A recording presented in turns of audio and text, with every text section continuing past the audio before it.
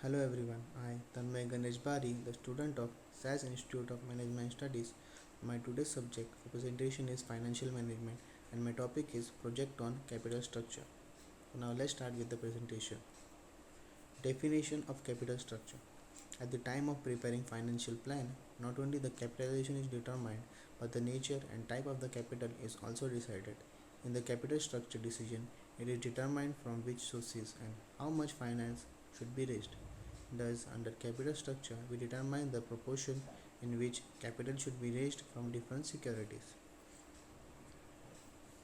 Introduction to capital structure.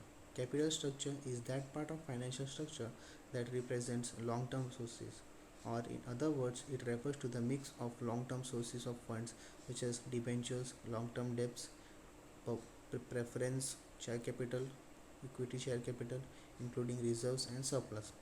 Management should determine the capital structure in such a manner that the cost of capital of the firm is minimum and the value to the shareholder is maximum. Factors affecting capital structure.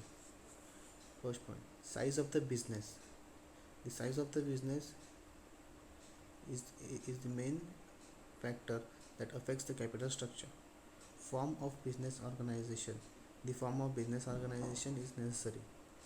Stability earnings, degree of competition, credit standings, stage of life cycle, stage regulations, attitude of management, trading on equity, interest coverage ratio. These are the factors of capital structure affecting capital structure.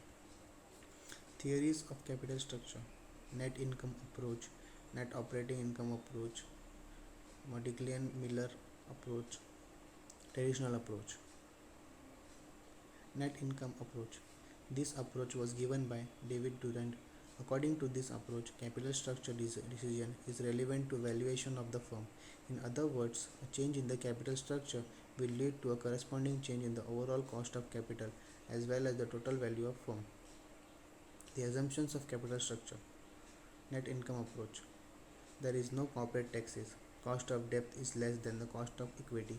Due to change in leverage, cost of equity and cost of debt do not change. Second point, net operating income approach. This theory is diametrically opposite to net income approach.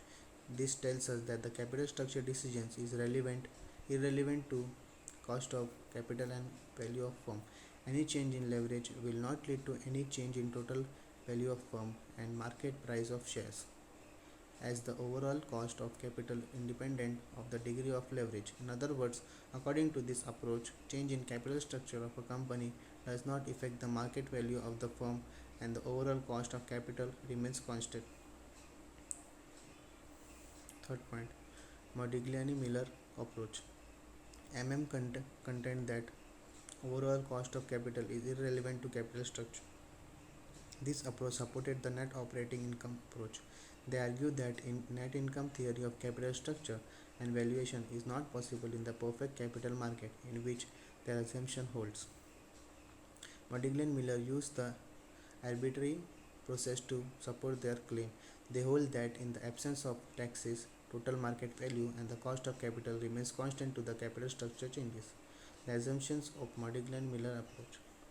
Perfect capital market, where there are large number of buyers and sellers and no one buyer or seller can affect the market rationally and homogeneous expecting of earnings. They further assume that all the investors are rational and have homogeneous expectation of a firm earning. Traditional approach. This approach is midway between the net income and the net operating income approach, therefore also known as the intermediate approach. It tests that a firm can increase its value and reduce its cost of capital up to a point, but beyond that point, use of future debt will need to arise in average cost of capital. At that point, capital structure is optimal. This approach is divided in three stages. Stage 1. In this stage, increase in financial leverage in the capital structure results in the decrease of the overall cost of capital and increase in the values of the firm. In this, cost of equity remains constant.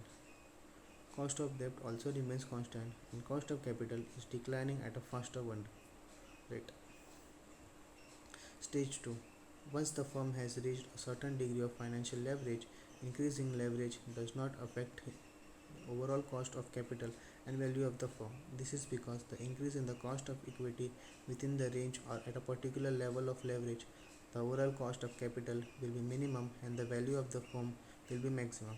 This range or level represents optimal capital structure. Stage 3. In this, the further increase in depth will lead to an increase in overall cost of capital. By this, I end up my presentation. Thank you for your attention.